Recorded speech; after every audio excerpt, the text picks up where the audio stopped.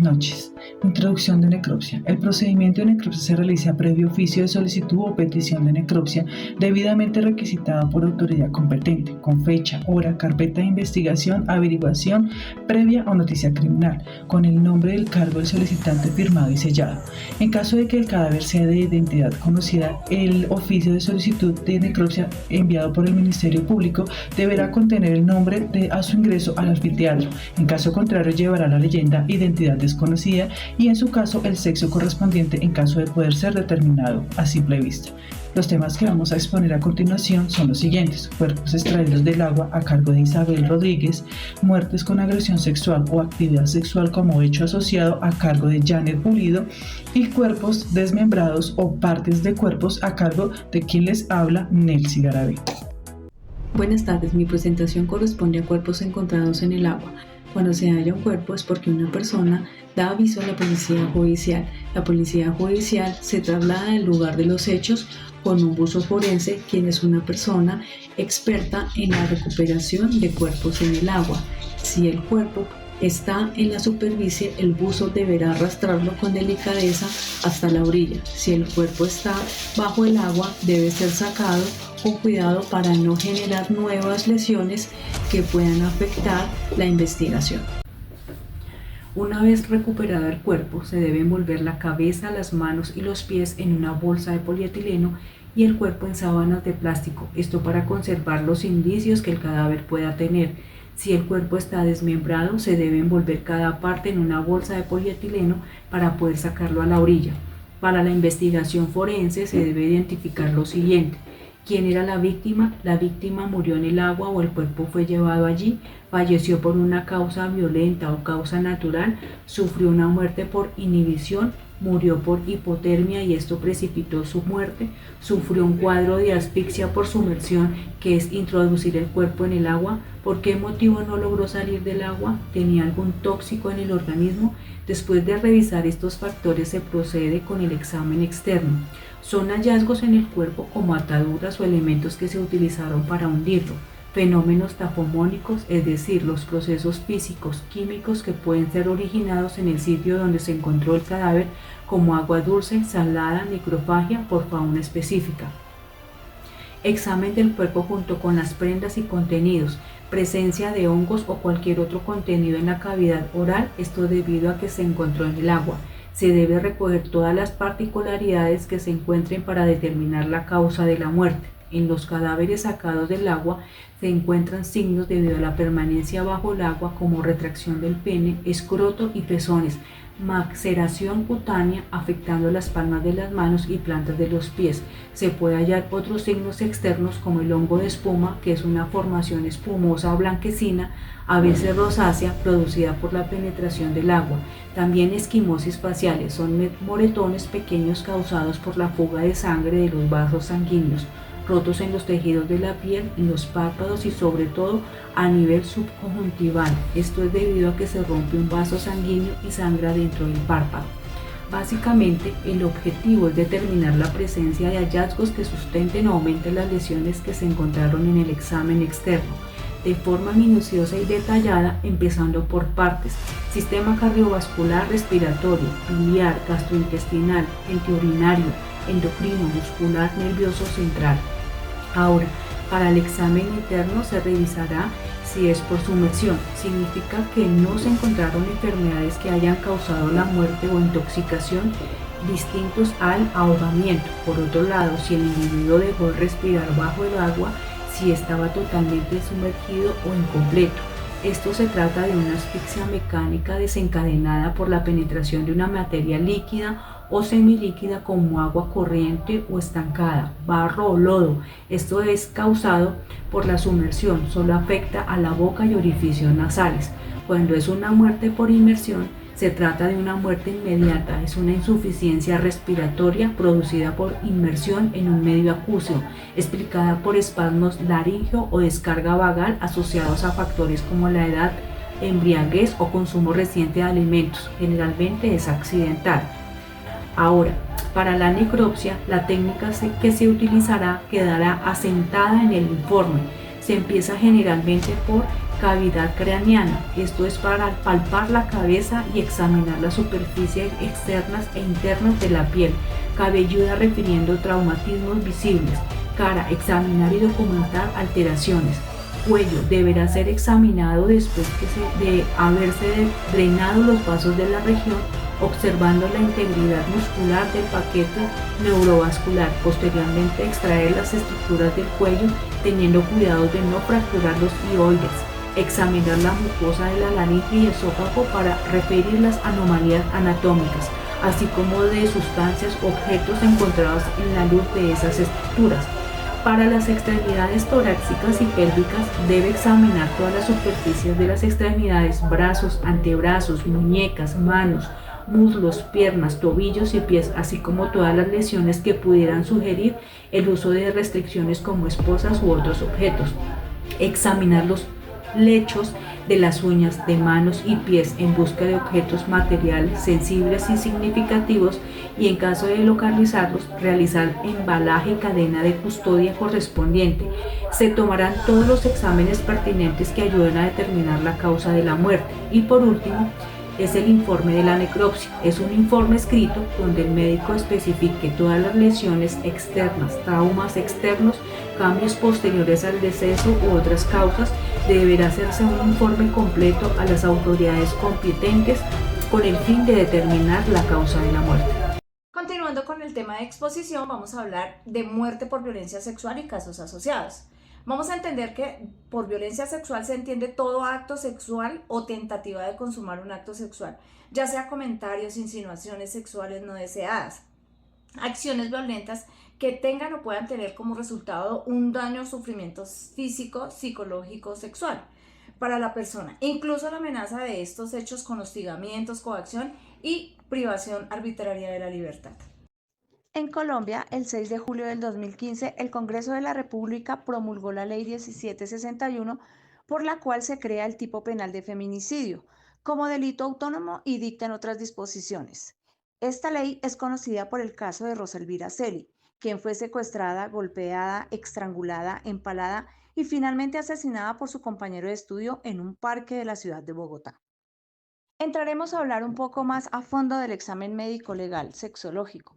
Hay que tener en cuenta que esta busca validar la comisión del delito a través de lesiones físicas, evidencias biológicas como semen, fluidos corporales, sangre, rastros de piel en las uñas, entre otros, que puedan servir como elementos materiales de prueba para dictaminar las causas de la posible muerte. Hay que tener en cuenta que en cualquier tipo de muerte violenta, determinar los aspectos relevantes para la investigación no solo involucra el proceso de necropsia, sino el análisis de otro tipo de información respecto al caso, como lugar de los hechos, el tipo de arma, elementos utilizados cercanos a la víctima, ventana de muerte, exámenes complementarios de la necropsia y estudios de cualquier evidencia asociada para definir detalles particulares a evaluar en el cuerpo, tanto en relación con las lesiones que explican la causa de la muerte, como de otros tipos de lesiones que orienten sobre las circunstancias del hecho. Por ejemplo, surcos de presión, lesiones contundentes no mortales, quemaduras, entre otros. Para empezar, si el cuerpo está vestido, no debe desvestirse hasta que se realice la adecuada identificación por medicina forense. Si se tiene ropa, se debe verificar si está completa o tiene señales de arrancamiento o corte. Si se dispone de luces forenses, debe hacerse un barrido completo, ya que puede encontrarse en evidencias importantes como restos vegetales o de suelos susceptibles de cotejos con elementos en la escena, fibras o incluso semen. Se desviste el cadáver recogiendo la ropa, embalándola y tomando las muestras correspondientes. Para proseguir con el examen del cadáver, se empieza de la cabeza hacia los pies. En el cabello es frecuente el arrancamiento o corte del pelo por parte del perpetrador. Los hallazgos deben ser documentados con fotografías. Ya en el cuero cabelludo es importante la documentación de cualquier lesión de origen traumático como edema, equimosis o valoraciones por trauma contundente o mordeduras o lesiones específicas como heridas por proyectil de arma de fuego o elementos cortantes o cortopunzantes. Una vez se hayan tomado fotografías, resulta útil el rasurado del cuero cabelludo en caso de lesiones con patrón. Estas se documentarán con fotografías de detalle. También es válida la utilización del calcado con acetato. Seguimos con la cara, que es uno de los lugares más frecuentes asociados a lesiones. En los casos de homicidios sexuales y feminicidios, son frecuentes las lesiones de tipo contundente en la región periorbital, nasal, periodontal y mejillas. Hay que hacer especial énfasis en la búsqueda de lesiones tipo mordedura y en la presencia de traumas por sigilación. También son frecuentes las petequias faciales cuando se presentan maniobras asfícticas como estrangulación y sofocación. Siguiendo en el área de la cara, en la boca es importante la descripción de lesiones de mucosas labial, gingival, yugal o del paladar, con especial cuidado de la descripción de los frenillos, maniobras como el falotorismo o la introducción de mordazas u otros cuerpos extraños pueden dejar lesiones en estas áreas. Realización de un examen oral completo con énfasis en la descripción de lesiones de estructura dentaria o periodontales, así también como la recuperación de evidencias y determinación de la edad dental. Es recomendable que se disponga de un informe pericial aparte de la necropsia oral y llevada a cabo por un odontólogo forense. El cuello es una de las zonas anatómicamente más relevantes a la hora de abordar el posible caso de feminicidio. Es el cuello, las axilas, por comprensión del cuello, estrangulación manual y estrangulación con ligaduras. Dicho de otra manera, siempre que un cadáver muestre señales de comprensión del cuello, debe descartarse la posible actividad sexual relacionada con los hechos. En la estrangulación manual será relevante la descripción de equimosis y abrasiones que reflejen la forma de la posición de las manos, y algunos de los hallazgos pueden ser de la misma víctima en su intento para defenderse. En los senos y las glándulas mamarias se debe examinar cuidadosamente buscando posibles mordeduras, rasguños y las señales de heridas por arma cortopunzante. Digamos que otro patrón frecuente son el arrancamiento de los tejidos mamarios y en los casos más extremos la amputación de los senos. En la zona genital, en caso de existir vello púbico, resulta recomendable que se haga un peinado para descartar la presencia de vellos púbicos del perpetrador. El examen debe ser muy minucioso y empezando por la región pélvica perineal y la cara interna de los muslos. Se debe examinar los labios mayores y menores buscando documentar cualquier lesión traumática, como equimosis o abrasiones, incluso mordeduras. Se debe tomar al menos un frotis del orificio cervical externo del canal vaginal y de los fondos del saco. Debe documentarse la presencia de desgarros a nivel vaginal, al igual que las lesiones traumáticas en la zona genital y paragenital. Revisando si existieron lesiones con arma cortante en la cavidad vaginal, amputación parcial o total de los labios mayores y menores, y en los casos más extremos, lesiones tipo empalamiento o extracción completa de los órganos genitales internos, útero y ovarios. De igual forma, se debe examinar minuciosamente la mucosa anal para descartar presencia de desgarros o otras lesiones por la introducción de cuerpos extraños al canal rectal. Siguiendo con las extremidades, tanto superiores como inferiores, se debe hacer especial énfasis en las lesiones como huellas de mordedura o de sigilación, descartar la presencia de surcos de presión en las muñecas que sugieran ataduras y lesiones de defensa, siendo la más frecuente las lesiones por mecanismos cortopunzantes, aunque también las observaciones en los casos de las heridas por proyectil de arma de fuego y trauma contundente. Y finalmente, vamos al examen interno. En el examen interno, por lo general, la autopsia para estos casos de muertes violentas por abuso sexual se debe tener los mismos lineamientos de las autopsias de los homicidios, con algunas consideraciones especiales y adicionales como lo son la utilización de técnicas especiales de necropsia como levantamientos faciales, exploración del cuero interior y posterior y exploración del dorso y extracción del bloque genital completo. Todo inicia con la noticia criminal. El hallazgo de un cuerpo desmembrado. Se requiere durante todos y cada uno de los procedimientos involucrados la correcta resolución del caso, la aplicación de una metodología rigurosa ordenada basada en el uso de evidencia física. En los cadáveres frescos no identificados o para los cuerpos alterados, esqueletizados, calcinados, descompuestos o mutilados, además de preservar muestras y registro para establecer la identidad presunta por información de autoridades o familiares, Es imprescindible realizar cotejos entre los registros pre y post-mortem, disponibles como huellas dactilares, características dentales, estudio antropológico, radiografías y ADN, lo que implica actividades interdisciplinarias complejas. Se realiza de manera orientada, confrontando los datos ante-mortem disponibles del individuo cuya entidad se presume con los de un cadáver dado, generalmente seleccionado a partir de una identificación indiciaria o mediante cotejos automatizados, hecho mediante el uso de bases de datos alimentadas masivamente con registros de cadáveres y de personas conocidas, PE Plasma Data. El programa del Comité Internacional de la Cruz Roja para cotejos AMPM, Ante-Mortem y Post-Mortem AFIS-3 para huellas dactilares y CODIS-4 para ADN. Recepción de cuerpo o parte. Partiendo del número 1, puede adicionarse letras de referencia al hecho o lugar, ya que esto confiere unidad en el manejo de la información referente al caso y además facilita el trabajo, especialmente si hay abundantes fragmentos corporales.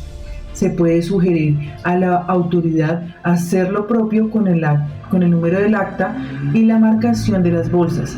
Se debe solicitar, si es posible, copia del croquis en donde se ubicaron los cuerpos o segmentos anatómicos referidos. Al dar ingreso a cada bolsa con un cuerpo o parte de él, se verifica la cadena de custodia, describiendo el estado de los sellos, se firma la constancia de recibido, se asigna el número de caso y se registra el ingreso, incluido el de los elementos anexos, ya sea en una base de datos o manualmente en un formato diseñado para este fin. Una vez encontrados los fragmentos corporales, el análisis del sitio, las circunstancias del hallazgo y el posterior examen de los elementos anatómicos facilitan la determinación del tipo de mutilación y aportan elementos fundamentales para la investigación de la policía judicial.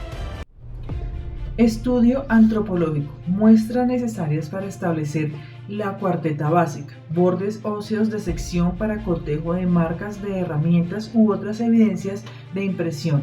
Marca el sitio de resección hecho por el perito con eosina, tinta china, pintura y esmalte.